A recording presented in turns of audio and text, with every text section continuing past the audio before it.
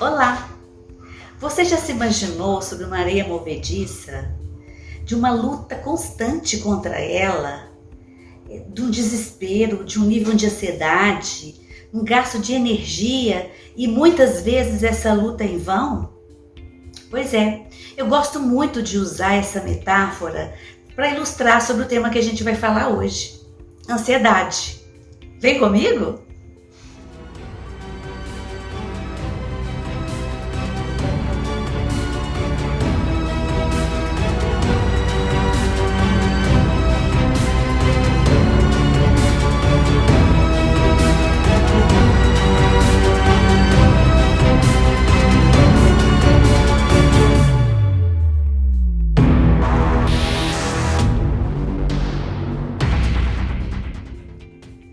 De uma forma bem simples, eu vou apresentar para vocês quais são os tipos de ansiedade e como a gente pode classificá-las. Me diga, ansiedade tem diferença?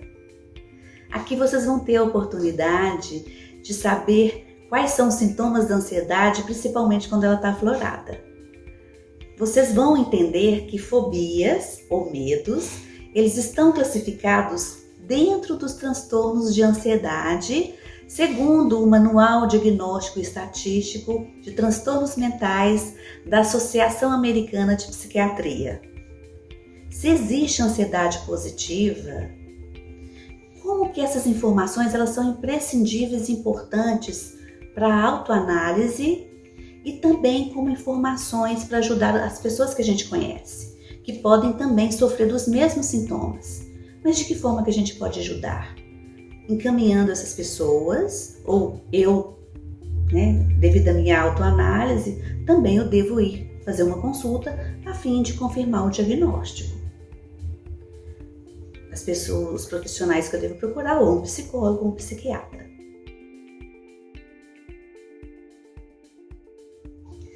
Para abordarmos o tema ansiedade, que hoje é um dos mais comentados devido à pandemia, nós devemos conceituar e também entender cada tipo. Segundo Freud, a ansiedade ela é adaptativa, porque ela é importante para nos preparar e nos prevenir contra situações de perigo. Por quê? Porque isso faz com que nos mobilizemos de uma energia psíquica. A ansiedade ela é positiva quando ela me ajuda a estar mais vigilante para atingirmos nossos objetivos, tá? Sabe aquele friozinho que dá na barriga quando eu vou fazer uma apresentação ou algo similar? Completamente normal. Agora, a ansiedade ela se torna negativa, ruim, quando ela me prejudica na rotina, as coisas minhas do dia a dia. Então, ela se torna um transtorno de ansiedade. Nesse caso, aí sim eu tenho que procurar uma ajuda profissional, ou um psicólogo ou um psiquiatra.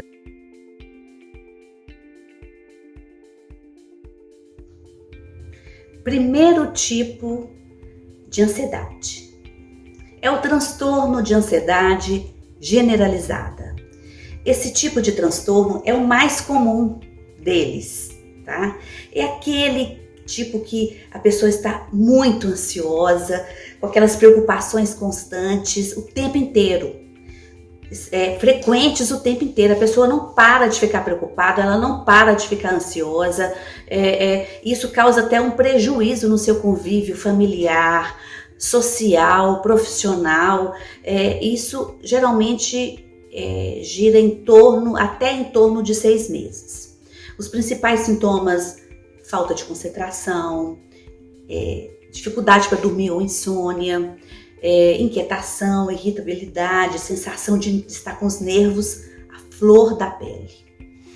Segundo tipo é o transtorno de ansiedade devido a outra condição médica. É quando foi desenvolvido decorrente da descoberta clínica de uma doença ou uma condição física. Exemplo: uma pessoa sofre de epilepsia e sente medo em função da crise. Outro exemplo: a pessoa tem hipertireoidismo. Normalmente ela tem tremores, ou irritabilidade, ou taquicardia. Então, ela pode desencadear uma crise de ansiedade.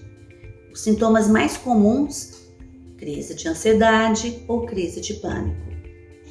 Terceiro tipo: transtorno de ansiedade induzido pelo uso de substâncias.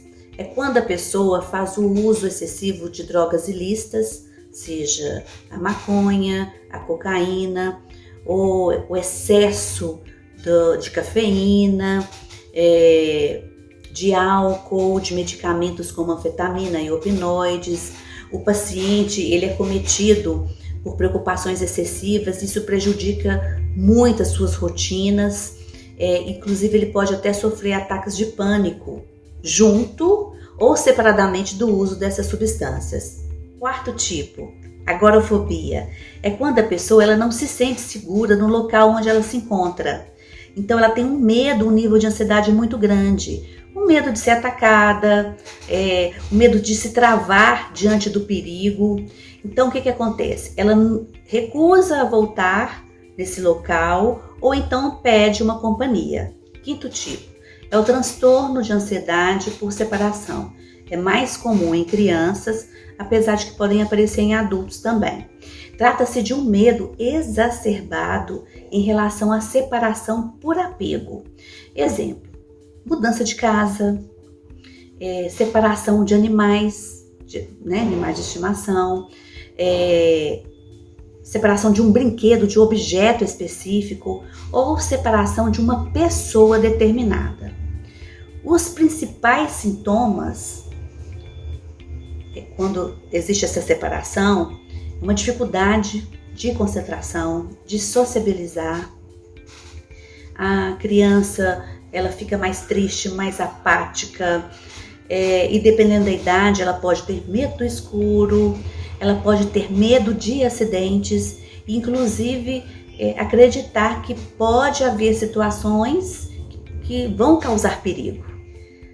Sexto tipo é o mutismo seletivo. Também é muito mais comum na infância, apesar de que pode persistir na idade adulta.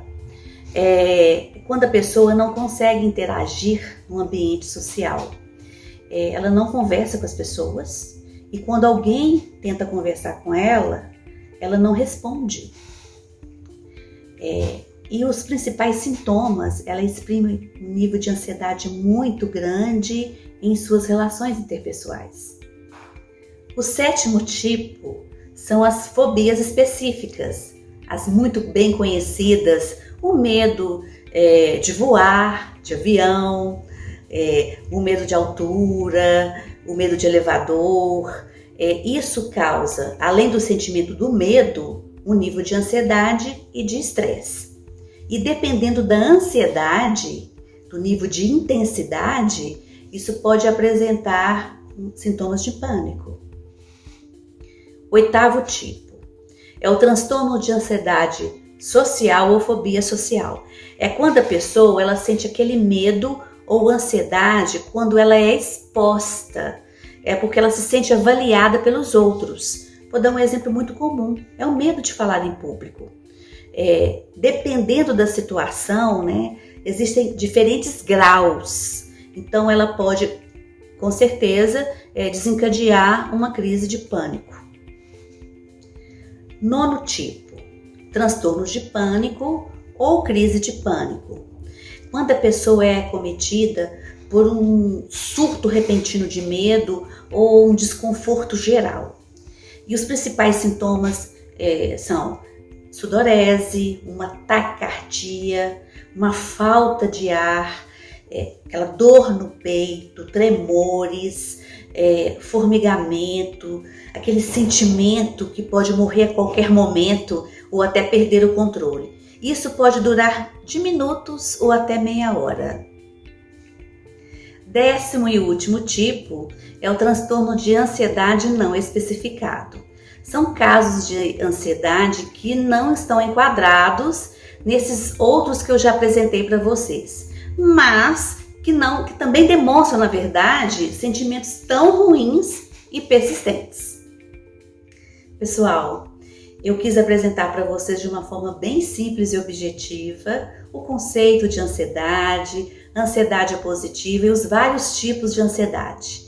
Agora que vocês já sabem, no próximo vídeo que eu vou dar continuidade, eu vou dar dicas como diminuir a ansiedade e controlar a ansiedade também, ok?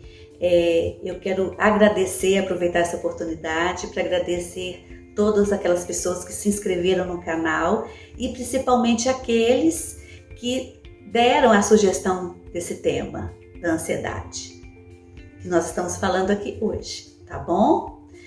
Quem gostou, por favor, faça o seu comentário, dê sugestões, participem com outros temas e compartilhem o nosso vídeo, tá bom? Um grande beijo para vocês e até a próxima semana. Tchau, tchau!